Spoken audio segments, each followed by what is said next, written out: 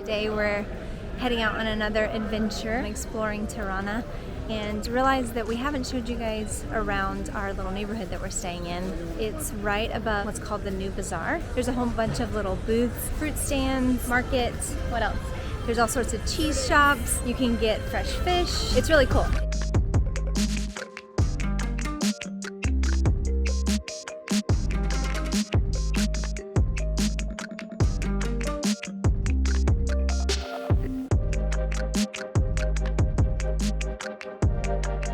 We are at Bunk'Art 2, which is a communist-era bunker that they've converted into a museum. And we don't know too much about the contents, other than that it's a story of the communist era of Albania. But we do know from our tour the other day that people around here weren't super thrilled about it being conserved.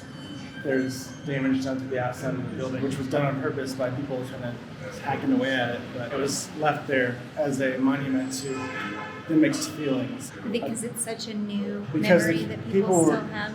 Yeah, because people were still alive that lived through it 30 plus years ago. They don't want necessarily the daily reminder in the main center of town. Is it a little creepy? It's just a long, dark hallway and music inviting you to come. It's just so weird that it's an actual bunker. Like, they wanted this to be here, so in time of war, bombs falling, people would come in here.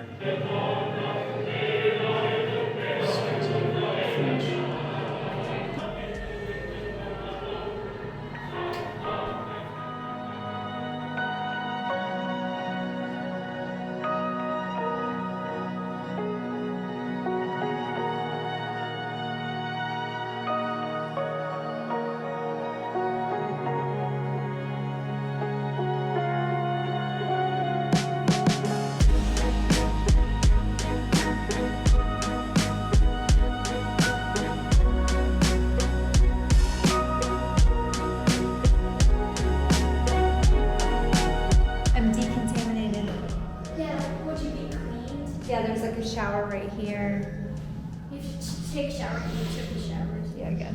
Went through the Bunk'Art 2 exhibit. It was actually really sobering, really well done. We were not aware at all of how much dark past the Albanian people have gone through. Yeah.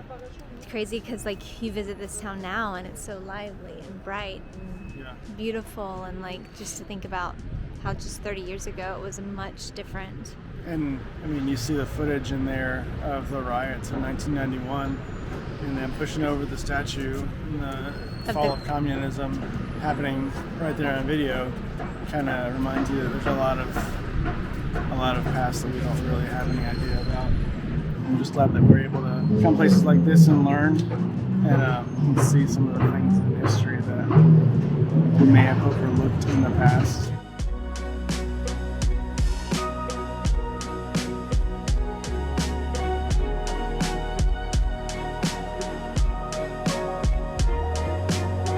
On a lighter note, I don't know if you've noticed yet in our videos, but this town is so full of color and vibrancy and life. Something that we saw online is that the Prime Minister is actually an artist. So one of his main projects was to bring hope kind of to the city, and he wanted to do that through colors. So many of the buildings around Tirana and possibly throughout Albania are just very colorful, very eclectic, vibrant. It's kind of just to give the city a hope, because their past was not so hopeful. There's hope now, and so they want to show it through the beautiful vibrancy of the city. It's a really beautiful thing.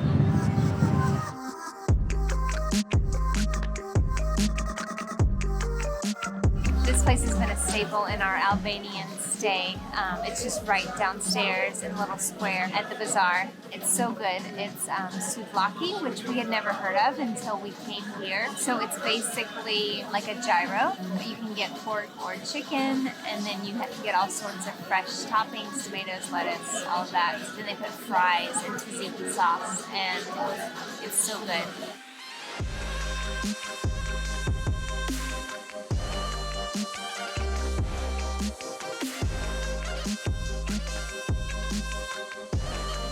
The thing I forgot to mention is the best part is that it's only $1.50. for what feels like a gourmet, semi-gourmet fast food. It's only $1.50.